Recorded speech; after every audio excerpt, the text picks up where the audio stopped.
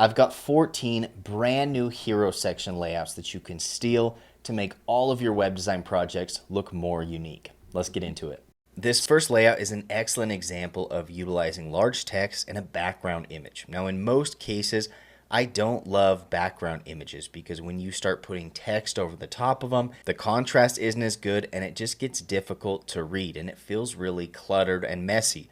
But in this case, they've selected a perfect background image where the font is legible over the top, but it doesn't take away from the image, and the image doesn't take away from that main header. With this layout, I also really appreciate the distinct navigation and section below, and then I love the call to action here, which is a form. And so overall, really cool section layout, really tasteful use of the background image. This second layout I would classify as a classic. It's a really simplistic layout, and I really love that we're kind of going back to this two-column style.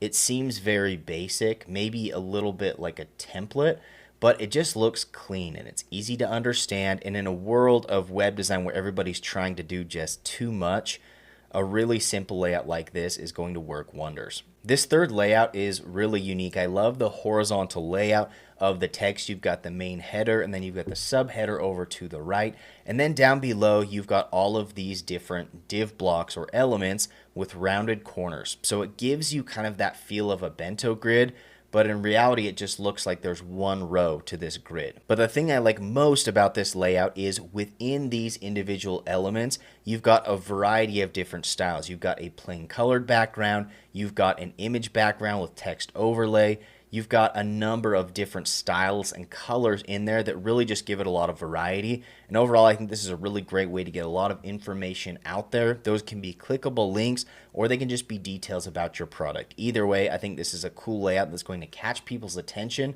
but it's still not overbearing. I love this fourth layout mainly because of the simple use of just flipping the columns. So you've got on the first one, you've got text on the left, images on the right, and then you flip that and you've got image on the left and text on the right. Now the only difference is they are combining this into just one section where above you've got the H1 and down below you've got the subheader. And then you can get creative with the different images that you show here. And in this case, they've got this image that appears to be broken into two different sections. This could be done with a mask, or probably the easier way would just be to split this into two different images. And then the only other thing that really caught my attention with this layout is that the main header slightly goes over the image to the right. Just gives it a little bit more depth, makes it feel a little bit more creative, again, without being overbearing or difficult to understand. All right, layout number 5 is really simple, but it just looks nice. So what you've got is all of your text, button, all of your details that are aligned to the top left, and then you've got 3 images that are aligned to the bottom right. Now again, this kind of goes back to that bento grid type design where you've got these rounded corners. It feels like it's on a bit of a grid even though there are 3 elements, but again, it's really easy to align something like this, and it just looks clean and organized. And I think people really appreciate that in web design.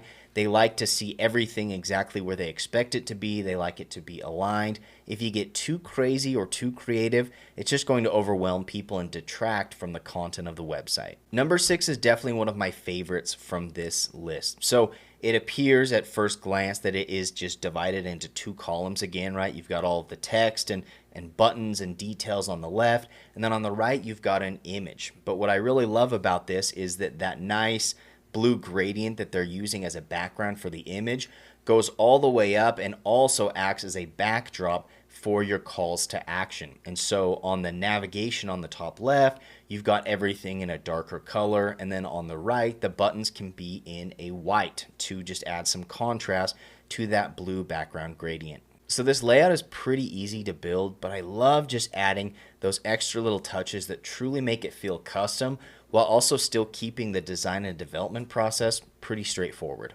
Number 7 also really resonates with me, and that's because it just feels clean and organized. Everything is on a grid.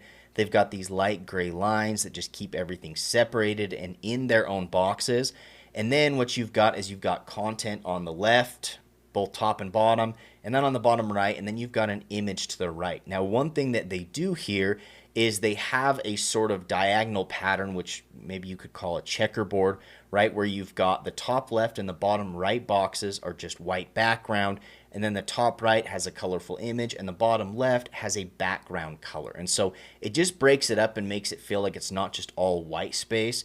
And so slight adjustments like this can really fill up the space without having to use more images and more text, because that can get overwhelming. So it's this constant balance of filling up the space in a tasteful way and making it easy for people to find exactly what they're looking for. This next section is what I would call a skinny hero, and I'm actually becoming a big fan of these because you don't need a whole lot of space to accomplish a good hero section. And so in this example, you've got everything centered. Again, you've got a type of like form or search functionality as the call to action. And scenarios in which I think this works really well is if down below you have, let's say in this case, a number of different listings or products, and you want to give people a sneak peek of what's down below. Using a skinny header like this one is going to give you space to still fit the content below within the viewport. So without scrolling, people can see what's there, and it's going to encourage them to keep scrolling. All right, number 9 might take me just a little bit outside of my comfort zone, but if you really break it down, it's not that complex of a layout. You've got your main header, which is centered, and then down below you've got what looks to be 3 columns. 2 of those columns are taken up by the image, and then on the far right column, you've got your subtext and your call to action, which is left aligned. And it can be tricky when you start to switch the alignment of your copy, but in this case, I think it works really well because that sub copy butts up right next to the image, and it just breaks things up and makes it feel not so standard and vanilla. I want to take a quick second to thank all of you who have subscribed to my channel here. We are so close to hitting 100,000 subscribers, and that blows my mind. I'm so grateful to all of you.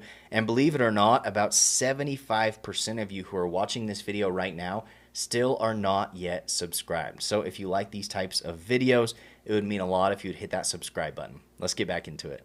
Number 10 was also one of my favorite layouts from this list. I just think it looks really clean. They've done a great job with the colors that they've selected, but also it's a really basic, just 2 columns. One is smaller than the other. On one column, you've got all of your content and your call to action, and then on the right column, you've got a great image with lots of colors. It really stands out. I really love the background color they selected for the left column. I think it helps it stand out from the white background of the rest of the website. I also really appreciate the way that they've laid out the content within this left block. So pushed up to the top, they've got the little profile images, a little bit of social proof, and then pushed down to the bottom of that, they've got your header and the call to action. And so by separating those things, it just kind of maintains the hierarchy so people know where to look by utilizing colors, font sizes, all of those different things that draw attention. All right, number 11 is a little bit unique. So it appears at first like that same 2-column layout. The only difference is this column to the left actually has images that are sliding on their own, and then I believe they interact as you scroll down. And so in the right column, which has this white background, they actually have pushed the nav over to only show up in that right column. And then you've got all of your content. So your header, subheader, your call to action, and then you've got a few additional links down there. So I'm not quite sure how they would implement this on mobile. They might just strip it back to a more basic layout. But this is a really interesting way to develop your website. But I actually think that it could be effective if the images to the left are really powerful and they do a good job of explaining and portraying what it is that your website's trying to sell. Otherwise, if you're just using basic images, it's probably going to be a waste of space. All right, number 12 is a classic bento grid. It's a really simple one. You've just got 3 blocks. So the first one takes up both columns, and then you've got 2 smaller ones that each take up a column. Anytime you do a bento layout, really what's going to determine whether or not it looks good is the designs within each of the blocks. So in this case, they've got all different colors, they've got great background images, and most importantly, they've got really good contrast for the text, and the buttons could probably be a little bit better in contrast, but overall I think they've done a really good job here. And I think that these colors work really well over just kind of the muted green background behind them. And so a bento can be used in a hero section as well. Again, you just want to make sure that you don't overdo it with too many different blocks. But overall, I think this website does a really great job of utilizing that bento grid without overwhelming the user. Number 13, for the most part, is a fairly standard layout. Everything is centered up above which you've probably noticed from all of my individual company websites, I like to center the text. I just think for the header, it's really easy to read. It feels clean and organized. But what they've done down below is used what kind of still gives that same feeling of a bento grid. It's just a little bit more unique than just your standard blocks, but they have a really great variety in all of these different blocks. So some of them have a solid background color, dark and light. Some of them have a background image. Some of them have flipped images over a background color. And I really think that this variety is going to determine how successful this type of grid can be, because if everything looks the same, it's just going to feel overwhelming. But overall, I actually really like this layout. I think it's a fun way to take a simple layout with white background where everything's centered and just add some of these blocks with rounded corners, and with some good images, it's going to look super custom. All right, number 14 might be my very favorite from this list. It's a very simplistic design. It's pretty similar to number 6 and number 10 from this video, but the difference is these two columns take up the entire nav. So the column on the left goes clear up behind the navigation, and then the one on the right does the same. And so you've got different colors because the left column has a lighter background, the right column has a darker background. And so you reverse that so you have high contrast for the navigation. And then I just think they do an awesome job with the colors. I love the light gradient on the left side. You've got all of your header, subheader, a few data points down below to add social proof.